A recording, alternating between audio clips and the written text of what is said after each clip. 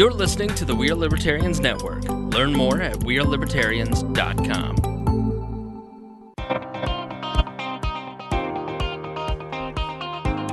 Welcome to the Chris Spangle Show. I'm your host, Chris Spangle. This is a podcast about life, liberty, and the pursuit of happiness. We talk about a wide range of subjects from libertarianism, comedy, podcasting, and what makes us human. Mostly, this is a conversation between friends, and thank you for being here. This is a podcast brought to you by the We Are Libertarians Network.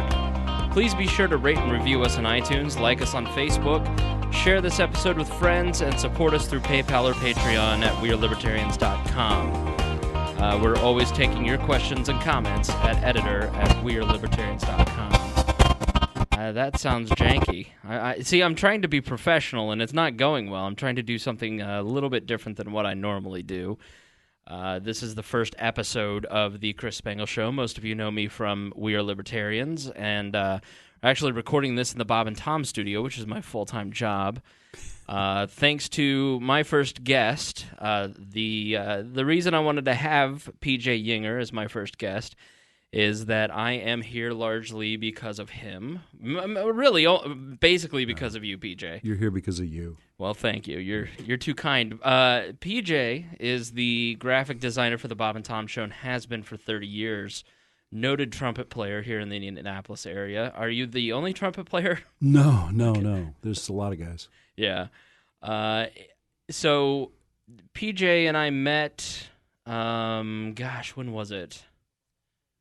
3 years ago? Something like that. Yeah, it was about 3 years ago. So maybe a little longer than that. I was working at the Advocates for Self-Government, and I was needing a new logo. And Blair, our good friend Blair, my former boss, could there be any bigger character than Blair? Blair's good. Yeah, he's a great guy. Yeah. Is it true that he's an inspiration for one of the Love Brothers? I don't know. I don't know that one. I know. I would think he is. I know the Love Brothers. I don't. Yeah. Yeah. Hold on, I'm going to turn your mic. Is it too hot? You're too low. Oh.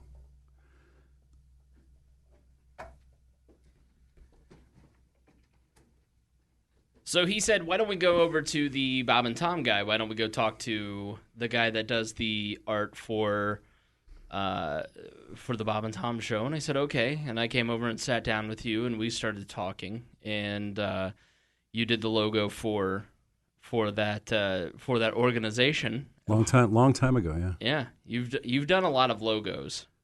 I enjoy doing logos.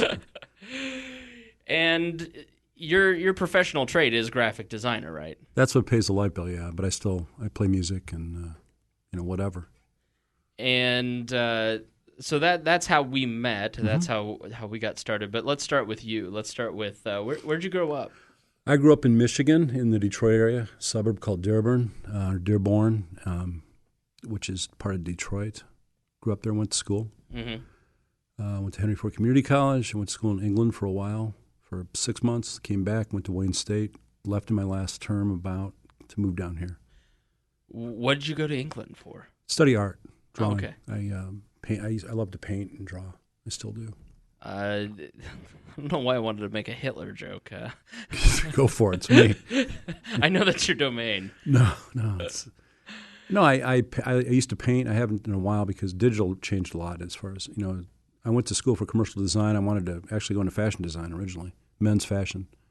So just because We should say that you are married to a woman.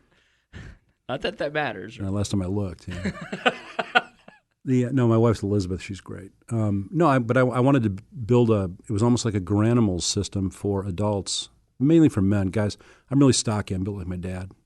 So I always looked at Armani, and Armani suits seemed to always end up on the skinny guys. Sure. And you can still have a great suit. Anyway, that didn't work out. Yeah. Instead, you ended up making logos for the greatest radio show in the history of the world. I play. Yeah, I love the show. I played music. I started playing professionally in quartets and bands when I was about 15, up in Detroit at weddings and bar mitzvahs, whatever the mitzvahs are. I don't know. It's very sensitive of you, by the way. I'm not Jewish. No, I have a Jewish friend. But anyway, parties, dance music. I love jazz. I'm a big jazz player.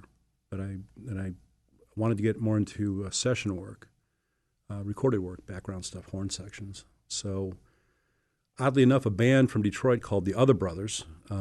My friend John and I were the token white guys in a lot of funk bands in Detroit on the east side. And he played trombone, and we had a nice reputation of being able to play. Sure. So a band flew me down to play on their single that they were recording down here in Indianapolis, and I met the producer, and he liked my playing, and he said, "You want to do some more?" I said, "Yes." What year was this? 1980. Okay.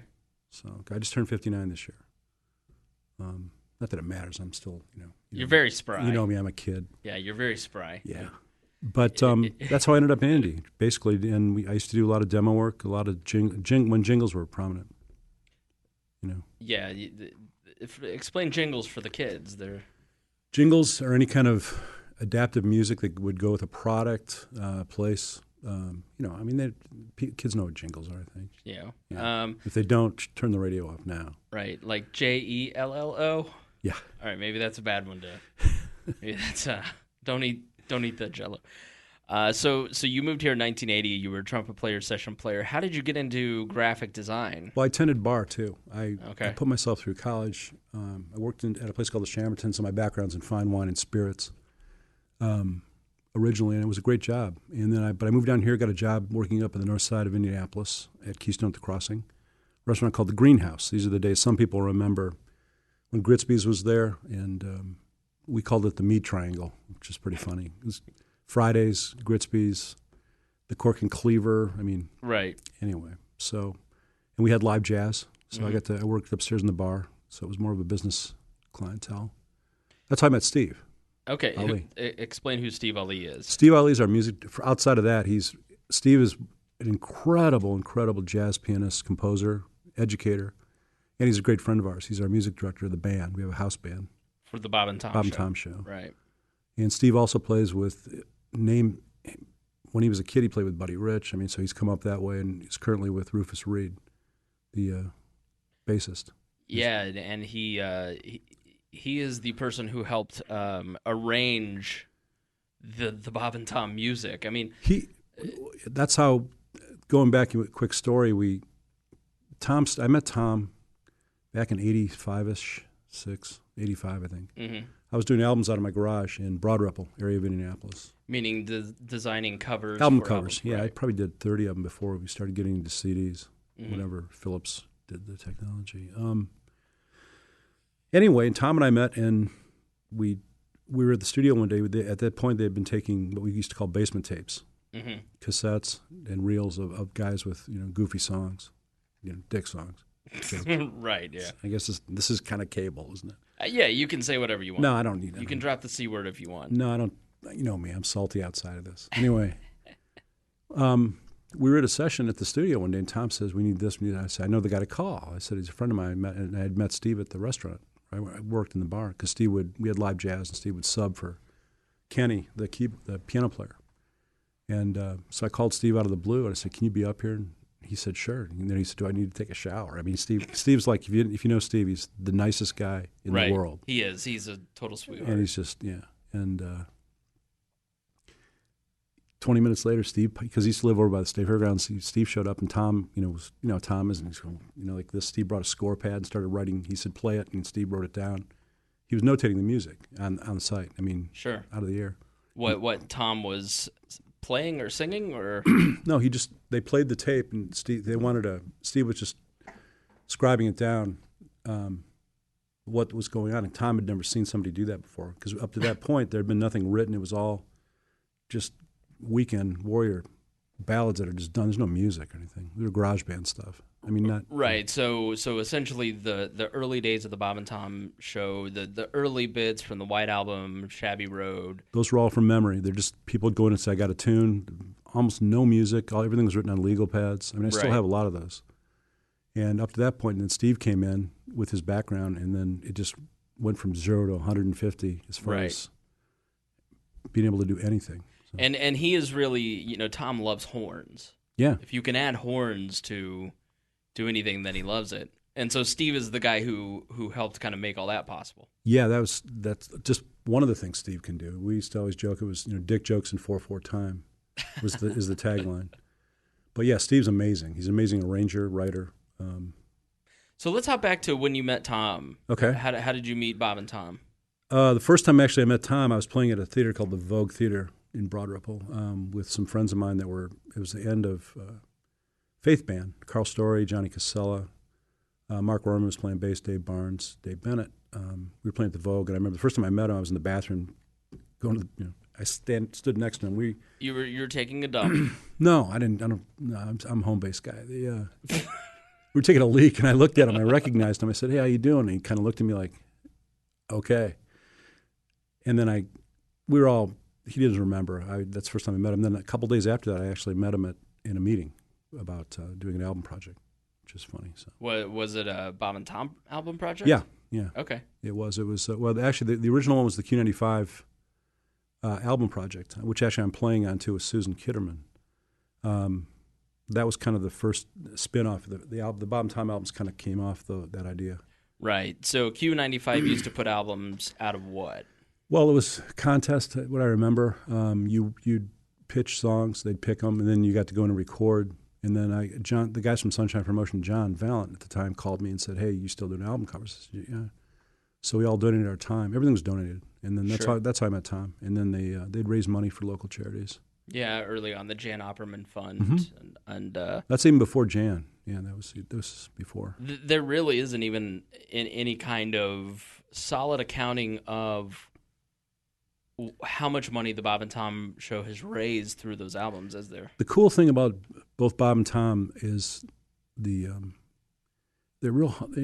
I know the show's one thing, but they're incredibly humble as far as money goes about what they do in the community. Mm-hmm. So a lot of it just went on and happened. I mean, everything from charities to, I know they built a park downtown. I mean, I don't think it doesn't say Bob and Tom on it. But we used to get matching funds, I think, locally. And originally when the albums weren't making a lot of money, it was tough to, I think I get this right. You'd have to ask Tom, but the first check they had, I think most of these people turned it away. They said, "We can't, you guys are horrible and we can't take your money." And then that changed pretty quick. Yeah, and lean into the mic a little bit more. Okay, sure. But yeah, I mean, early on they were shock jocks. They were morning zoo guys, right? Yeah, but they're both really smart. Bob and Tom are both very smart guys. Sure. And they're on-air persona, whatever the word is it's the show.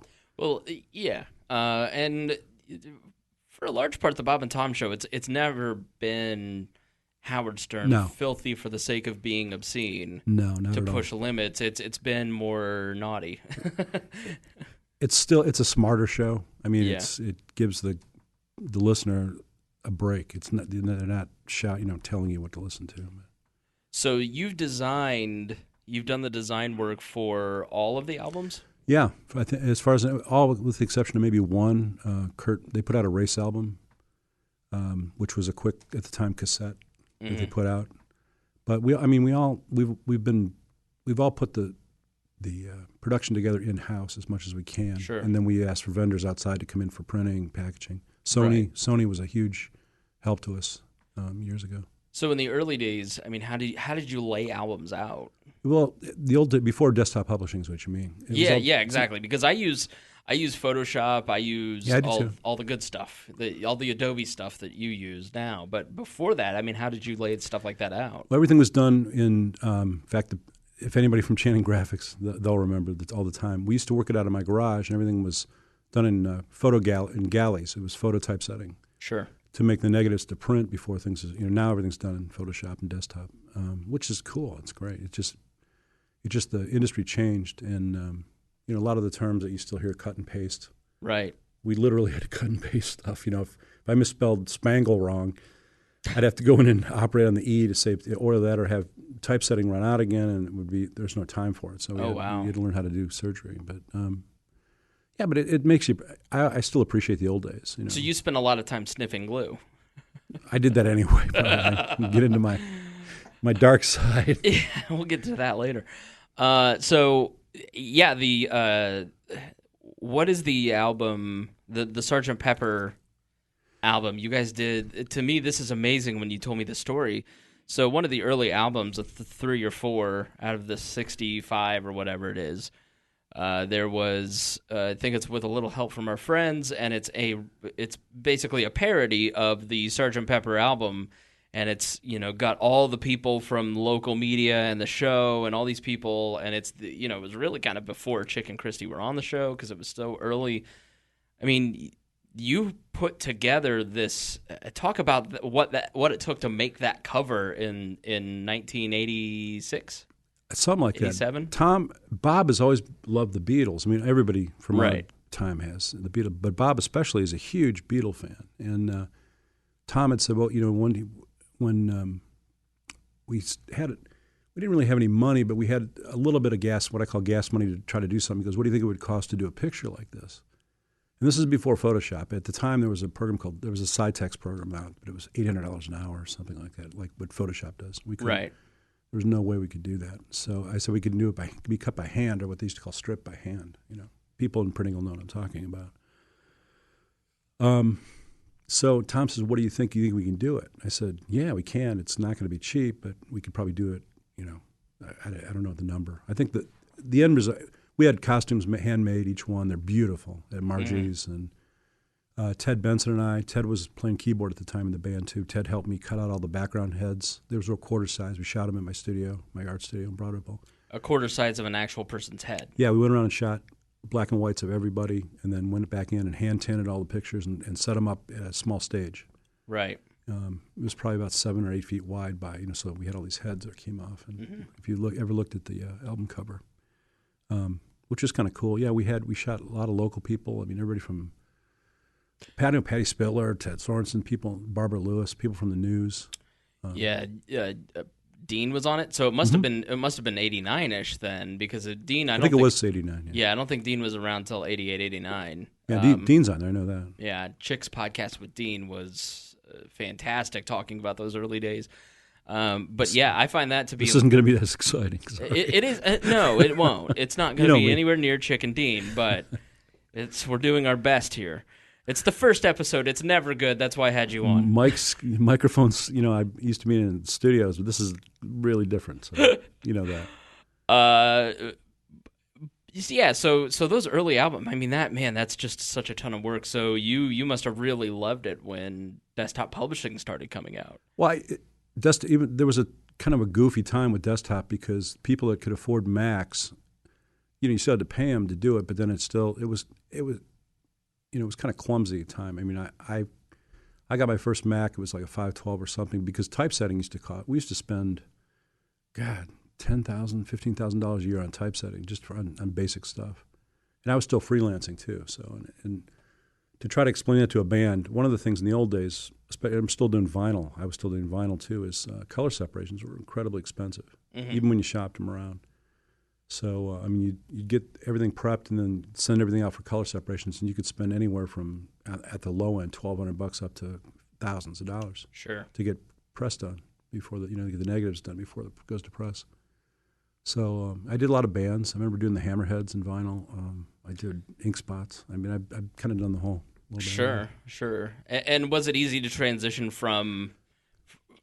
to computers? I mean, I imagine, your brain works in a creative way, but when you spend your life working in this medium of tactile arrangement, and then you get to digital where you just sit there with a Waco or Wacom pad or whatever and draw it out. I mean, was it a difficult jump to go from the old days to the modern era? I think the way I looked at it was I could see I embraced change, and I could see it was going to be. I think it's an advantage. Whenever an industry becomes better because of something, sure. It's like what lasers have done and what digital's done. I know it put a lot of people out of work because there was a time when my old friend Dick Young, we used to take negatives down to him. He could prep something on a table at a pre-press place faster than I could do it on a computer. Sure. I remember the days running a mezzotint filter in Photoshop took 35 minutes. When I was in high school, 2000, 2001, trying to render anything in Photoshop there wasn't even video back then. It just took forever to render a change. Now it's just so instantaneous. Kids these days take it for granted how easy it is to do graphic design and video and audio editing. It's not their fault, though. I mean, 'cause it's just the way things change. Don't enable them, okay? Wow. Grace, for your listening. No, it's better. I mean, and the other thing, it's like when I talk to students, sometimes they come through, and I'm a big fan of Wacom tablets, of digital tablets. They've been out there the best. They've been out the longest. And a lot of kids, young kids, even in college, have never even touched one, and I don't get that because Sure. a Wacom tablet's it's the digital drawing pad you've seen. And I don't think you can do decent Photoshop. I take pride in my Photoshop work. So Yeah, you're very good. I enjoy it too. Yeah. It's fun. You make me look good. No, you look good anyway. Oh, thank you. You're too kind. So I get the impression of the early days of the Bob and Tom show, that it was just a bunch of guys, a group of friends who hang out and have fun and goof off, and probably drank a little too much and probably did a little too much drugs and. Sure. I'm not saying Bob or Tom, but the people maybe around, and it was all meant to have a good time, and then somewhere around then it just exploded in the late 80s, early 90s, and it just became this cultural phenomenon, especially here in Indianapolis. It's such a huge institution. I mean, was there ever an expectation that it would get this big? I don't know, because I don't think any of us took anything for granted. Tom's great at you throw him a bunch of stuff and he throws stuff off and go, here, this will work. He's always been that way, and he still is. And what happened? We did the Sgt. Pepper, we called it, with a little help from our friends, knockoff, and that album, it took off, and I think it charted, or something charted. Really? And Billboard, one of them did. And anyway, we had money coming in. And so I think and again, don't quote me on this. I think what happened, he put some. I used to always call it gas money aside for production. Sure. Up to that point, we all donated our time, and so we're working and doing stuff on weekends, and so was Tom and Bob too. But Bob would write, and Tom would write with Ricky Rydell, and Bob would write with Whit Grayson. Whit's wonderful, and it was a really cool. That's kind of how everything started. And then all of a sudden, when that album sold, and I think people were blown away by the production, the arrangements. Steve got involved. Right. Once Steve got involved and put his magic in it, people still to this day are amazed at the arrangements. Yeah, there's another morning radio show, and they do a lot of song parodies, and it's just one guy in a production room using karaoke beds, and he's very good at it, but he's doing karaoke basically with written song parodies. I mean, we're talking. I mean, how many people? When you would work on an album like Camel Toe, for instance, which I think was probably the biggest album. One of them, yeah. Yeah. So, we're looking around here. There's Camel Toe, Sideshow, Canned Laughter. What all went to making those albums? Well, a lot of it was the guys would write. They'd have a lot of songs, and then they'd sit down and break it down and figure out what they wanted to put on there. I mean, one of the things I learned from watching Tom work too, and I think he got it from the old Saturday Night Live, is being in the room with all the 3x5 cards on the wall, and picking things that are going to work, and still putting things in an album interest order. So when you listen to something, what bits are funny, what aren't, anything offensive. I mean, believe it or not, there's limits. Oh yeah, no, I mean there are things now that we. As we kind of package some of these best of things, like the 100 album, for instance, that we just did, which we did for the 100th running of the Indianapolis 500. It was a Q-related album. And, in Indianapolis, waking up race day morning, turning on Q95, listening to Bob and Tom, going to the race until the network starts, that's tradition. That's as much tradition to Hoosiers as Jim Nabors or Florence Henderson. So we put that album together, and Tom and I were talking about the digital download, and we just played a few of the bits, and he just looked at me and he goes, "Oh, that's rough," because it was a very different time because not as many people were watching, and culturally, there is a lot more sensitivity now to not just issues of minorities, but also just taste. There's a lot more. People just get offended easier now, I think. Well, that's now. I think that'll change. I think people get off. You can't walk in eggshells. They secretly love it, but they want to be outraged. So how many? I mean, when you're putting these albums together, when you're making a song like Camel Toe, how many? I mean, these are full arrangements. These are there's multiple people. 30 35, 40 people. I mean, because Wow. Tom and Steve and Ricky and those guys, they'd bring in full string sections from, and I can't, I don't want to get in trouble with the union, but very prominent international musicians that play in the symphony Sure. in a town that we're in. Of course, and a lot of them got the biggest kick out of it too, because Right. they could say, "Hey, I played on the Bob and Tom albums." One stuff minute like you're that. playing Chopin, and then the next minute you're playing Camel Toe. Well, plus we had the money to pay them more. They're making more with us than they were in the union. So I mean, sometimes, not all the time. That's not fair, but a lot of times, because that's one thing. The other thing too, when we got into production, which I'm always proud about, was with session work. From my end of it, you'd get paid anywhere from 6 to almost a year after. I played on some McDonald's spots. I remember back in the '80s, and you'd always wait on the money. Expect you'd be paid months down the line. Where the deal that we had, and I know Tom was always adamant about making sure these guys had checks going out the door, which they just were unbelievable, because they just couldn't believe it, and they'd come back the next time. And, Yeah, Tom is incredibly generous Right. and incredibly fair. So there is the character that is Tom Sure. on the air, because you got to have the foil, you got to have the fake a-hole. And Tom, Tom is definitely that guy. Tom is definitely. I have a lot of that. It's like, listen, I'm intelligent. I know better. Let me handle it. Bob, but so is Bob. Bob is too. Right, They have their yeah. own. They have their own guys, and they. But Bob's the same way. My point is that Tom character, where everybody gangs up on him, is a comedic device. In real life, Tom is really one of the most generous, responsible, Yeah. nicest, kindest people you could ever meet, and just treats people very fairly. If you're going to do work for this show, you're going to get treated fairly, and it's not. I mean, he's just a very, Bob too. I mean, I work for Tom, and I Bob. I got here 2 years ago, 2.5 years ago. So I've just spent less time with Bob. Well, yeah, but then plus Bob was getting ready to travel, and he was, exactly. he wanted he wanted Right. some time out, and in that, because you've been here like 3 years, I think. Yeah, 3. And We'll you get knew to more about the show than some of the people who work here. we'll get to me in a little bit, because I want to talk about our introduction. But Sure.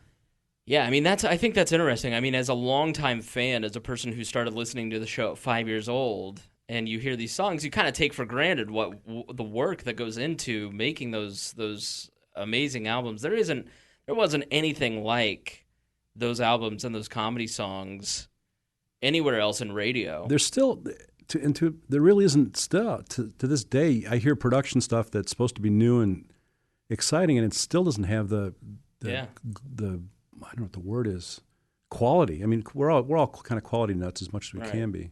And it is funny that like the rap is, oh well, they don't do bits anymore, but that's not the case at all. There's No. always new bits, there's new songs, there's stuff all the time. It's just that people just don't. We don't. It doesn't. There aren't CDs just because the CD business is who buys CDs. It's Well, they're still out there. yeah, but it's not the same. So, but that always is the funny rap to defend the show. It's like, well, it is producing. It's just you're not. Listen harder, people. That's my advice. So, what was the scope of the CDs? Like warehouses full of CDs, or what? Now, I don't know about warehouses. Well, yeah, they're in a few different places. I know the guys at Sony at DADC and held stock for us, and then I think Tom rented a warehouse. So towards the end of the CD down, whatever you call it, there were tens of thousands in this one warehouse of stuff, and I think I worked at a CD DVD duplication right, place. Jad, right. Yeah, Mm-hmm.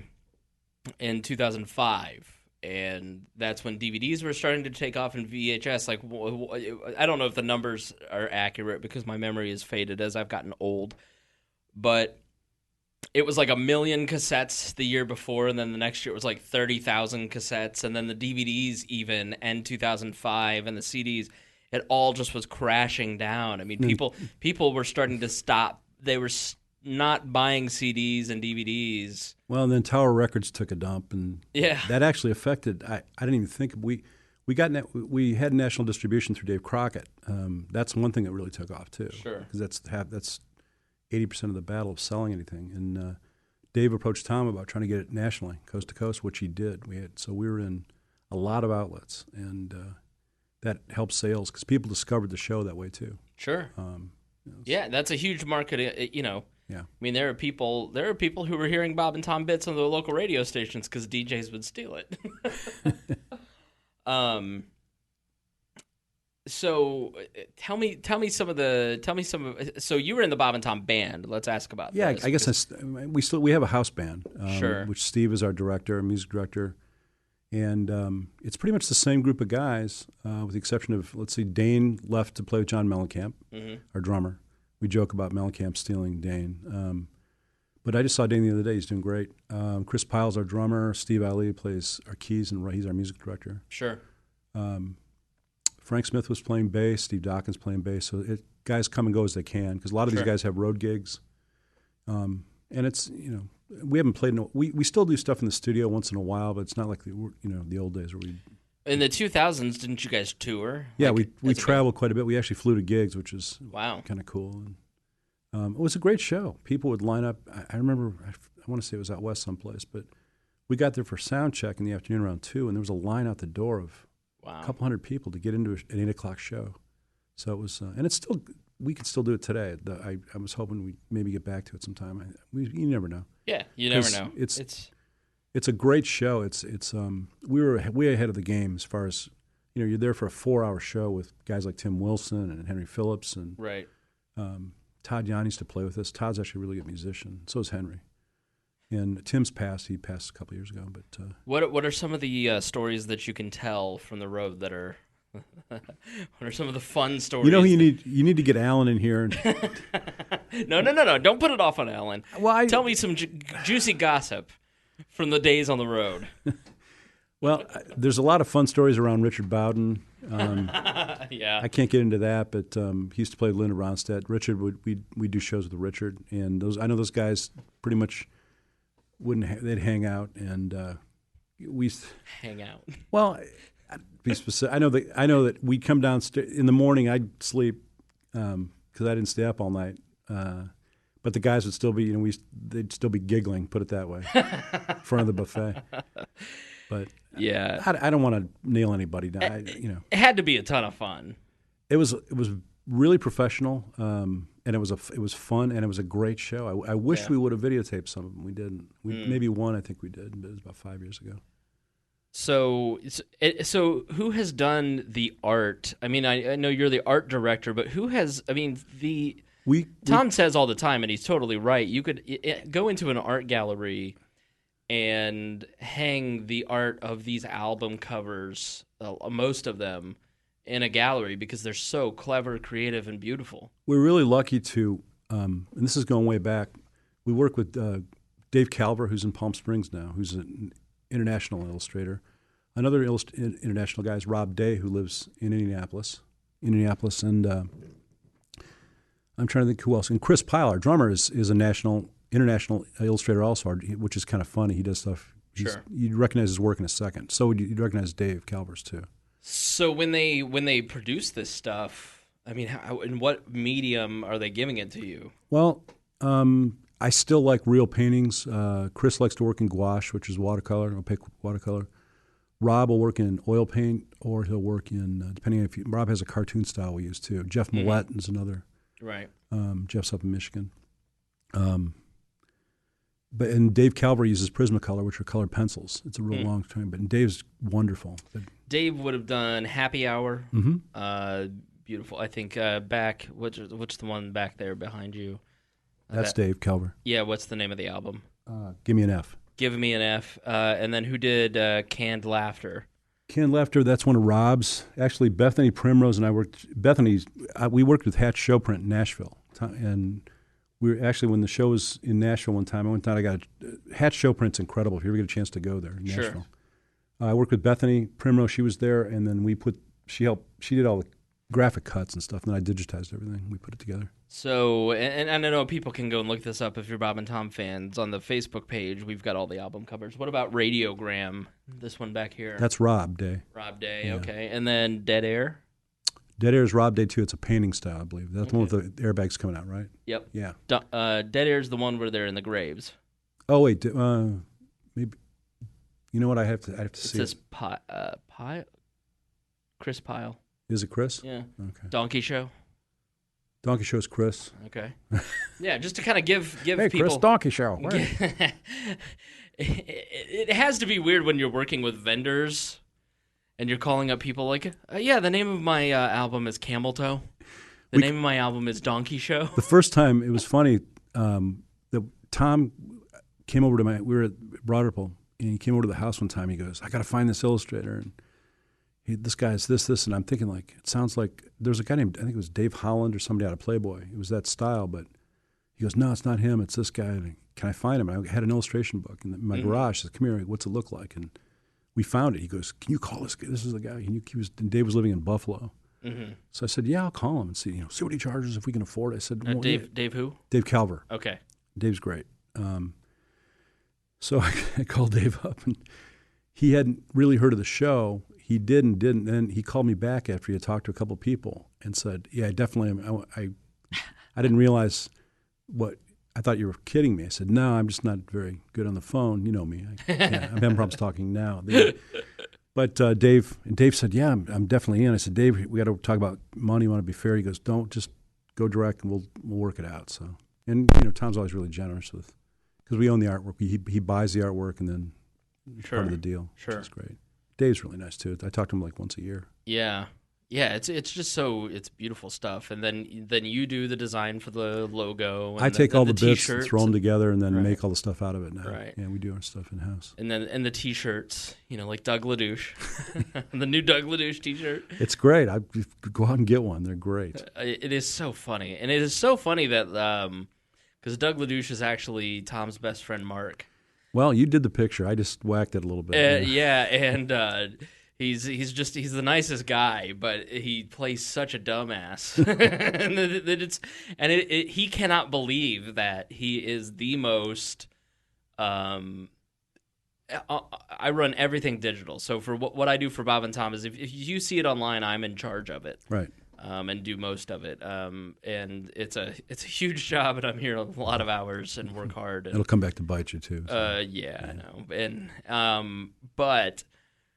It is the most popular thing on our stuff right now, and he can't believe it. But it is. It's so funny. His face is perfect. His voice is perfect, and the writing by Whit and Ricky and Tom and Dean, and it's just so funny.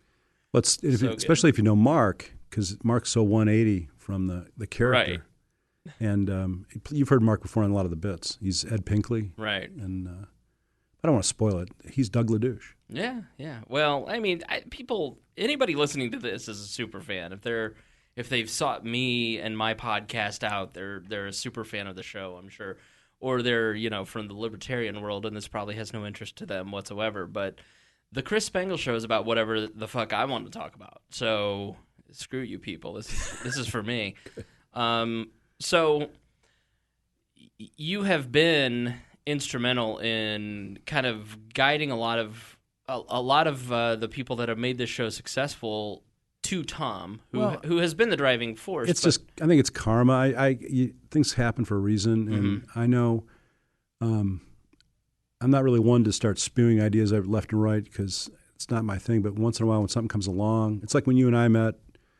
I went to Tom. I said, I need 20 minutes of your time. I mean, you need to talk to this kid. You got to listen to this stuff. And he's going, well, and you know how Tom is. Well, I've got a meeting. And it's like, well, I got a meeting too. Come on. So, and then, he goes, okay. And then you guys were talking, you talked for a couple hours. So yeah, I mean, because I grew up the biggest fan of the show, and listened to every album, stole all my dad's tapes. I still have all of them.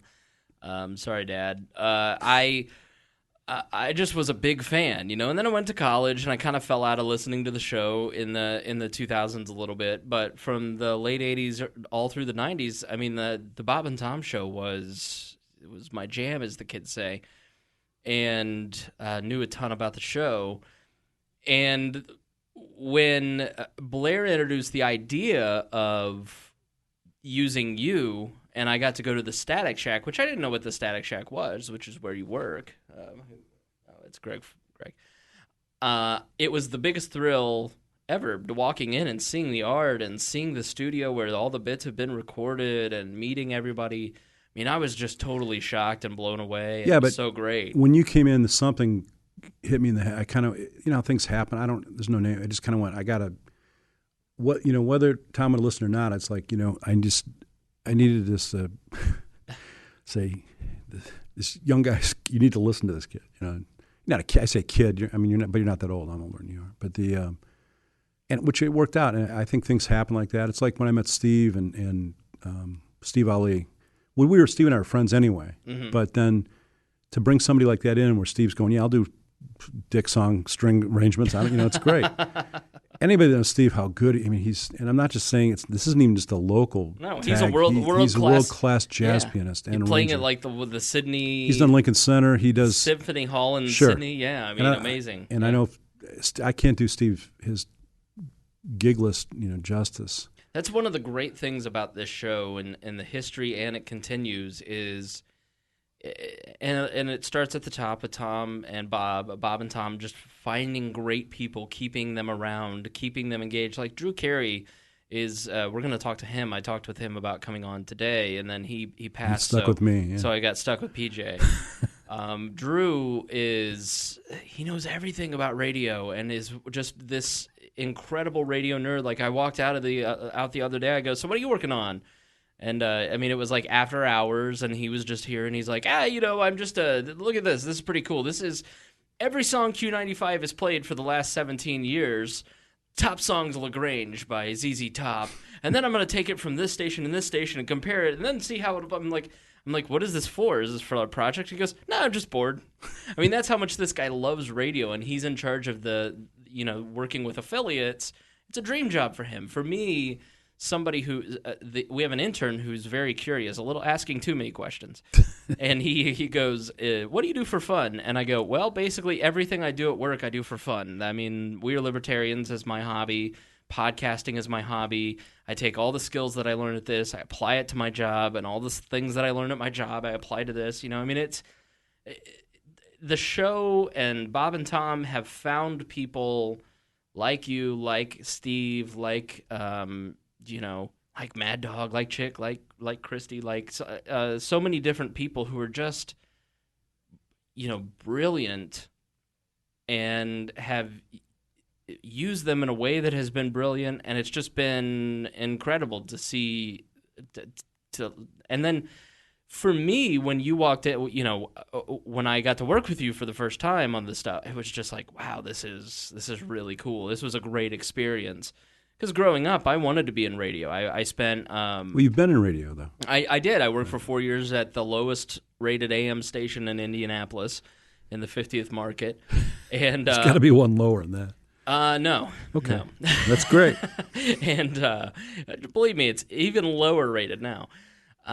And I'm fortunate for that because I got to learn how to do so much because it was a one-man band, and working. And I was 8 years old and I wanted to do radio. I was sitting, I was a Bob and Tom fan already at 8, and I joke that they messed me up. So thank God they're paying for my therapy.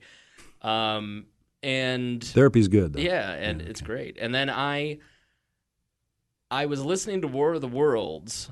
On Halloween on WFYI, the local NPR station, and I just got chills and I got freaked out and I had this big emotional reaction, and I just remember thinking, if something that is 75 years old can move you, and you can have that emotional reaction to it, that's a powerful medium. And I just fell in love with the Bob and Tom show, with Dave the King Wilson show on 93 on WIBC. And so I never thought I'd get to meet Bob or Tom, Chick, anybody, let alone work for them. And so I just remember when Tom was at the studio, I said, "Be nice to him, will you please?" Because he goes, "I'm always nice." I said, "Yeah, I know, but just this, because I remember you were really nervous. It was funny." No, and Tom and I are friends too. People don't realize. I work for him, right? But we're friends too. So I have a. No, he. So this was June of 2013. I was working at the Advocates for Self-Government, and I was in charge of their marketing, and we were redoing the logo. And you and I got to talking about the digital stuff of Bob and Tom and how behind they were on so many different things. And I gave you a bunch of ideas of what I thought could be done differently and better. And you're like, I gotta talk to this person. You gotta talk to Tom. I go, I'm not gonna talk to my childhood hero and tell him how much his stuff sucks. I will. But he knows. And, Tom knows I'll take a bullet for him too. So right, and so I just was like, okay, whatever. And I worked at the Indianapolis Motor Speedway for 5 years, interviewing drivers and celebrities. I worked in politics forever. I worked at a radio station and have been around people of either celebrity or notoriety for a long time, and I've never really been nervous around any of those people. The only person I've ever been nervous about meeting was Tom, and I was terrified. And so you call me one day, I'm sitting at work downtown on Mass Ave, and you go, hey, you got like an hour? Tom Griswold wants to meet you. I'm like, and I had to figure out how to get out of work because I had already taken lunch. And I just didn't lie. I just said, listen, PJ wants me to meet Tom, wants to have a conversation about their digital. Maybe there's a chance for me to get them as an account and do some consulting for them on their social media. And they said, great. And that did end up happening down the road. And so I walk in and a guy from the corporate machine, a real great guy. I didn't know him from Adam then. He was in your office, and you were talking me up, and you just go, so Chris is really brilliant. Chris knows a lot about this stuff, and so you should talk to him. And I sit down on the chair, and I'm shaking. that was Bill. It was yeah. And he looks at me and he goes, "So, I hear you have ideas." PJ, what should I looked at you and I said, PJ, what should I say? And then I kind of bullshitted my way through 20 minutes, yeah. And then Tom showed up, and I was just losing it. I was so nervous. And we sat down and we talked for, was it 2 hours? At least 2 hours. At least 2 hours. And he came in and asked me for a clipboard. And a notepad. And that never happens. And now, now that I work for Tom, 2 hours of Tom Griswold's time is that's very proud. He really was dialed in. It was amazing. And that's because of you, though. Well, people now don't believe me when I tell that story. That there's no way he was there for 2 hours. It was at least 2 hours. Yeah. And so he started having me do a little consulting. I helped him do some personal stuff. He, helped the show out, and then when they transitioned companies, they tapped me to come in and be a part of the team. You were amazing. I remember those 3 or 4 months. I actually turned him down 2 or 3 times because I wasn't under contract, but I was the contract for my bosses depended on me working for them, and I was like, I can't screw these guys over. And finally, by October, he brought me here and showed me the studios, and I go, okay, let's figure this out. Because it was I'm not going to pass up my dream job just to, but it has been amazing. It has been, I have learned so much, and yeah, but you're great at what you do, too. Well, thank you. I mean, I'm not just greasing, that. We're friends, too, but, I mean, you're professionally, you're great. Yeah, I mean, it has been so much fun to start in. I mean, we've got a lot of work to go, and there's always a ton of work, but it is a great privilege to get to know people and not be disappointed by your heroes. You grow up listening to a group of people, and then you meet them, and they're all great. I legitimately like everybody I work with, and it's obviously been a weird period, but it has been it's been great. I mean, the energy on the staff, I think, is really good, and now we're kind of one of the best additions has been your daughter to the staff. A longtime employee left, and Grace kind of took over the talent booking and the, I call her the crumb tray. So that's too loud. She has embraced it now, but the crumb tray, at the bottom of the toaster when all the crumbs fall to the bottom, that's sort of what Grace does. She catches all the crumbs. So do I. I do the same thing too. Right. On the fringe. And so she has been sort of the lubricant in the machine, making sure the oil in the machine, making sure we all run. And she, at 23, has just excelled. I mean, she's been great. The funny thing about it is Grace grew up with everybody here at the show. Yeah. Because I worked with Bob and Tom for.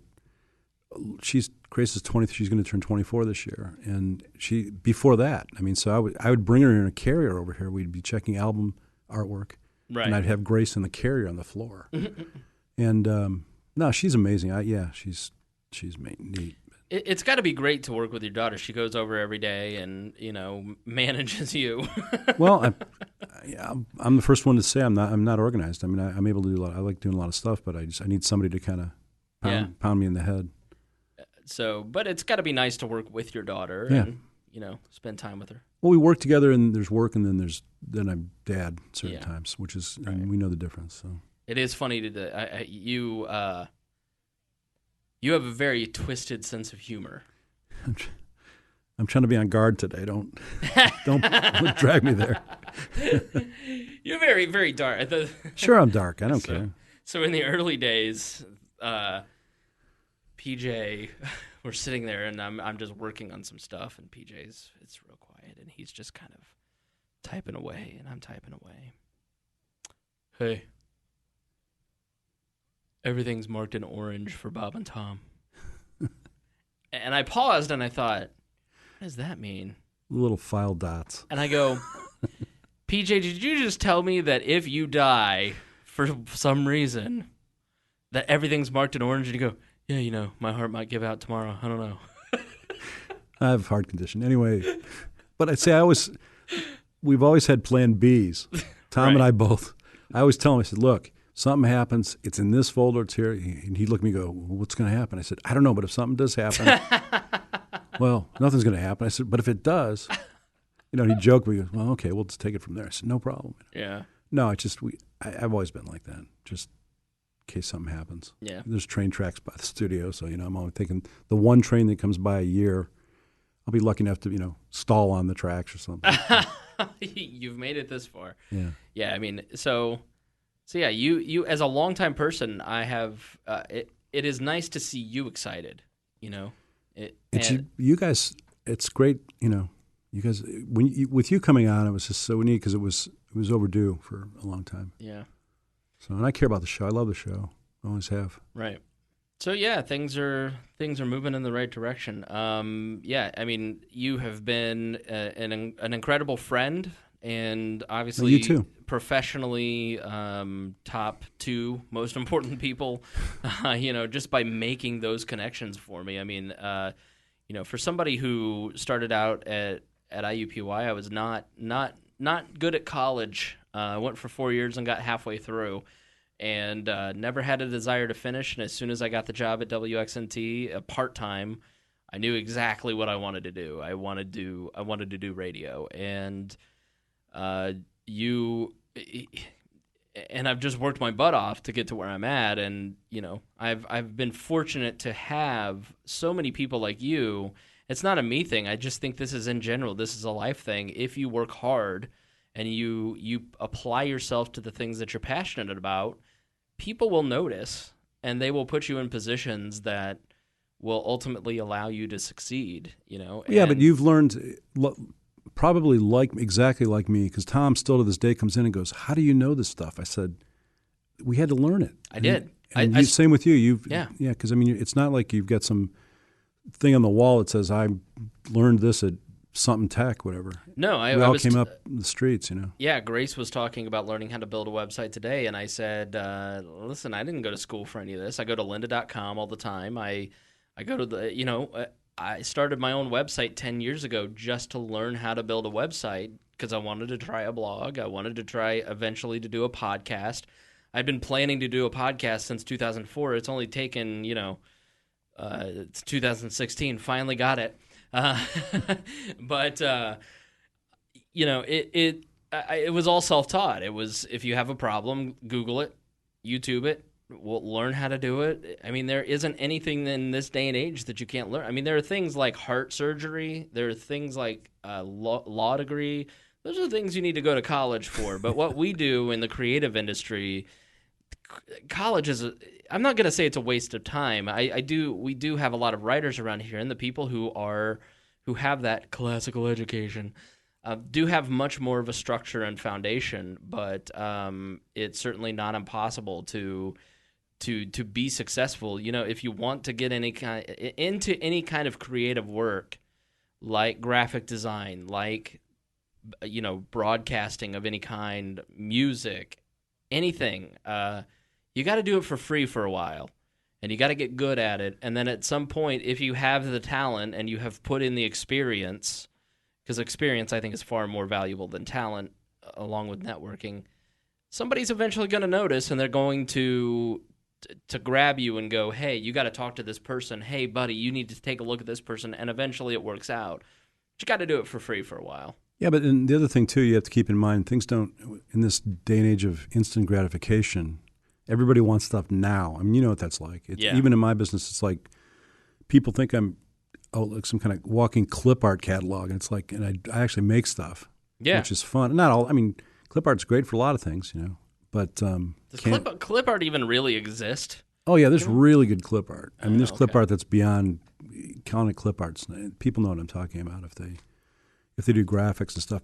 We've always been original, and I mean, a lot of stuff I can draw faster than I can find it. My background's in art, so I mean, I still enjoy drawing and stuff like that. But I mean, some things, I mean, you don't need to recreate the wheel, sure, and stuff like that. But and again, everybody's antsy. I've worked with students before that.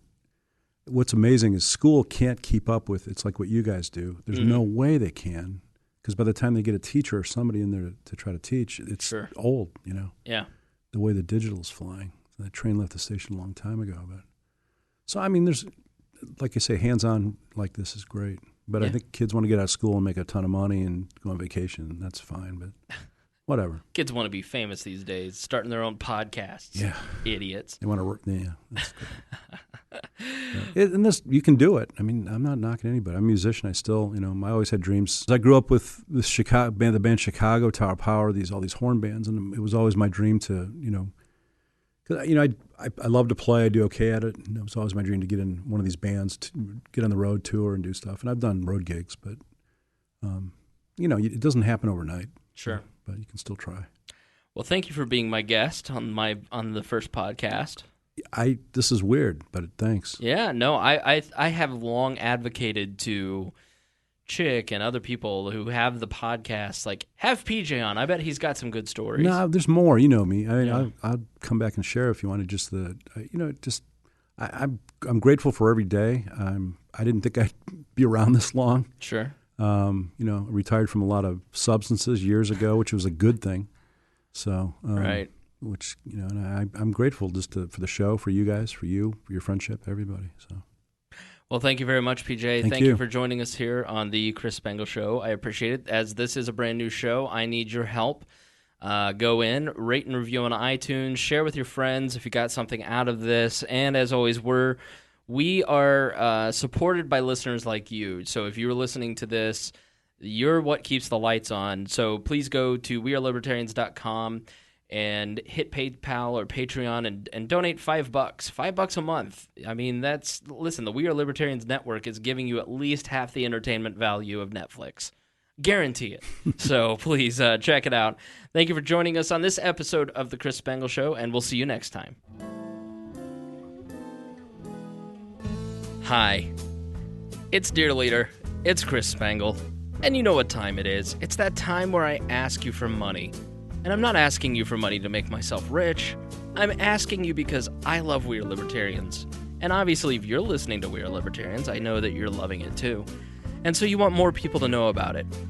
So that means we need money to advertise.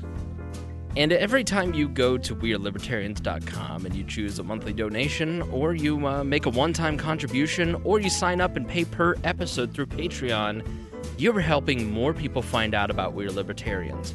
You're helping us upgrade equipment. You're helping us offset costs. And you know what? We really appreciate when you do that. So, if you find value in We Are Libertarians, The Chris Spangle Show, Creating Maya, and all the other shows that we do, then we need your help. Please, make a monthly commitment, $5 a month, That's $1 per episode. And gosh darn it, I think we're worth it. Do you? Visit WeAreLibertarians.com and make a donation today. Thank you. Thank you very much. Thank you for listening to the We Are Libertarians Network. Get our other shows at WeAreLibertarians.com.